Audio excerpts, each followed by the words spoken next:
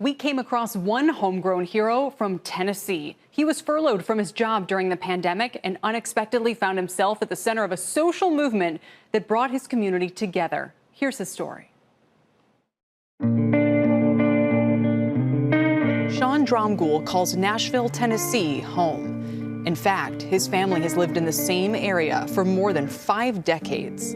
But after George Floyd's death back in May, the 29-year-old wrote a heartfelt post on the app Nextdoor that he was afraid to walk the streets of his gentrified neighborhood. Sean writing, "The fear of not returning home to my family alive kept me on my front porch." The fear became embedded almost, I would say, into my DNA, that I wasn't safe. People, if I'm standing in my front yard, would slow down their cars to go, "What's he doing there?" Almost instantly, Sean's post lit up, and his neighbors stepped up.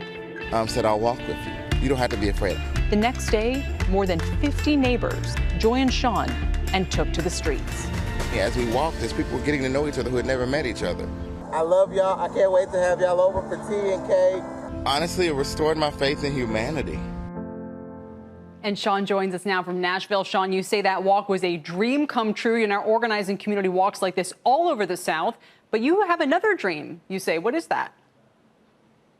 So thank you so much for having me. I'm so excited to be here. I do these walks. I have walks planned literally actually all over the country. But I've always had a dream of opening a salon in my neighborhood.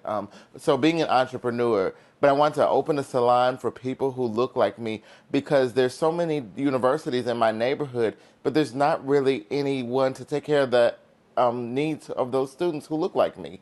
So I want to open a salon, but I also want to have an educational aspect to my salon. So continued education, color classes, cutting classes. I am so excited to be able to, it's been my dream since I was 20 years old, to be able to open this salon in my community. So that's my end all goal, because when I wanted to work in salons, when I was touring and looking for salons after hair school, no one wanted to hire me because I didn't fit the demographics. So I wanted to change that and end it once and for all. What is your current plan for this business, Sean? So I know enough to, I went to an entrepreneurship camp as a teenager, so I know enough to write a cursory business plan, but I know I need help. I know I'm going to have to find funding, I'm going to have to find a building, I'm going to have to find all those things, and I know it's going to take hard work, but I know I'm going to need help. There's no way that I know everything that I need to know to be able to do this by myself, so I definitely need help. But I know to write the business plan, I know how to set up a board of advisors, I know how to do that, but I know I need more help and more information on how to make it a sustainable, lasting business. Well, you came to the right place, Sean, because we have found a neighbor of yours that you haven't met. Let's bring in Marcus Whitney. He's a Nashville entrepreneur and venture capitalist. He's also author of the new book, Create and Orchestrate. Marcus, how does Sean get to his goal? Thanks, Jim. Sean, it's great to be on with you. And like so many people here in Nashville, I've heard about your story. You've made us all so proud, bringing us together through your vulnerability and transparency. I do want to encourage you of a couple of things. First, you've got this moment. You've got press attention. People are listening to you. This is amazing. You've now got to turn this moment into a movement. So what I mean by that, I mean, this is amazing that people came and rallied around you, but there is this sense that people would rally around many other Seans around neighborhoods all around the country. So the question is, how can you take this narrative of what happened to you and make it relatable and something that people from around the country can experience? From there, I want you to commit to a vision. I've been following you online, and I've heard you both talk about the hairstyling passion that you have, and also about taking these walks all around the country. I think for people to really get a sense of what you really are about, you're going to have to commit to a single thing and then continue to talk about that all the time so people get it clear. They understand you're consistent and you're clear about what it is you want to do in the future. The next thing, and you talked about it, you don't have everything that you need in order to make this happen. So you're going to have to build a team, and then you're going to have to play your position. Now, one thing is you're incredibly charismatic, and so I could see you being sort of the face person for a company or for a movement. But there's a question about operations. There's a question about finance. There's a question about marketing. There's a lot of things that you're going to have to do to make your movement or your business actually work. So you're going to have to build that team, and then you're going to have the self-awareness to play your position. And then finally, I've got 3 words for you, and I want you to write these down on your wall or on your ceiling when you go to sleep. Hustler, hacker, hero. That's your mantra. Hustler means you're going to have to work incredibly hard to make this happen. You want to make a business happen? I've been working at this for 20 years being an entrepreneur, and I'm telling you, nothing is harder than being an entrepreneur, but nothing is more fulfilling. So you have to work incredibly hard. Second, hacker. You have to work smart.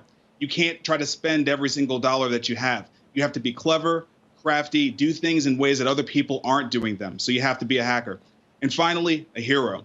This is all about your journey, my friend. This is about you and your own hero's journey. Every day, you're going to find some little adversity. Some days will be harder than others, and I know you know a lot about that. But you'll have to always remember to keep the faith, be positive, and be optimistic. Now, I wrote this book, Create and Orchestrate, and I'm happy to drop off a copy at your house. You're just one neighborhood away from me. If you're willing to read it, and if you're willing to put in the work, I know a lot of people around town, business advisors, mentors, bankers, who would be willing to help you get this thing off the ground. That's awesome. Marcus, thank you so much for joining us tonight. We really, really appreciate it. So much great advice in there. And Sean, best of luck putting this all into practice. And before we let you go, we have a special message for you from one of our own here in the NBC family. Sterling K. Brown, the Emmy Award-winning actor from NBC's This Is Us, also heard about your story and has a personal message for you. Take a look. What up, Sean? This is Sterling Brown, man. I hope you're still getting those steps in. I'm sorry you ever felt like you couldn't step off of your front porch, but I am inspired to see the way that your community has galvanized around you. Keep walking, keep sharing, keep bridging the gap, man. Wow, oh my you. gosh. I wish you the best, and maybe someday soon we'll get a chance to walk together. Peace. Oh my gosh, wow. Like, thank you. I'm blown away. Like, oh my gosh. Well, Sean, I'm glad you got the advice, and that was quite a treat. I want you to keep at it, and I wish you the best of luck. Thank you so much.